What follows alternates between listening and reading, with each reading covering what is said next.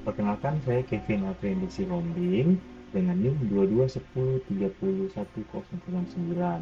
Saya mahasiswa tahun 2021.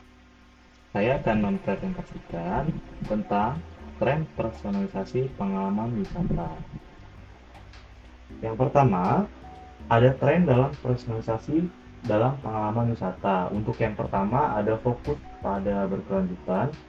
Tren personalisasi pengalaman wisata juga semakin fokus pada keberlanjutan dengan menyediakan pengalaman yang ramah lingkungan dan berdampak positif. Yang kedua, ada peningkatan permintaan pengalaman custom. Untuk tren saat ini menunjukkan peningkatan permintaan akan pengalaman wisata yang disesuaikan dengan preferensi dan kebutuhan individu. Dan yang ketiga, ada penggunaan data untuk personalisasi. Pemanfaatan data dan analisis untuk personalisasi pengalaman wisata menjadi tren utama dalam industri pariwisata saat ini. Untuk dampak personalisasi dalam pengalamannya, yang pertama adalah inovasi layanan wisata. Personalisasi mendorong inovasi dalam layanan wisata untuk memenuhi kebutuhan individu, seperti tur yang disesuaikan dan rencana perjalanan yang personal. Lalu ada perubahan pola pikir konsumen. Personalisasi mengubah cara konsumen memandang dan merasakan pengalaman wisata, menciptakan hubungan emosional yang lebih dalam. Peningkatan kepuasan pelanggan. Dengan personalisasi, pelanggan merasa lebih puas karena pengalaman yang sesuai dengan preferensi dan minat pribadi mereka. Untuk perkembangan teknologi dalam personalisasi pengalaman wisata adalah yang pertama ada pemanfaatan big data. Untuk teknologi menggunakan big data untuk menganalisis preferensi dan perilaku konsumen guna menciptakan pengalaman wisata yang lebih personal. Yang kedua ada kecerdasan buatan dalam rekomendasi wisata. Ini digunakan untuk memberikan rekomendasi wisata yang sesuai dengan preferensi individu untuk memungkinkan personalisasi yang lebih akurat. Yang ketiga ada penggunaan aplikasi mobile.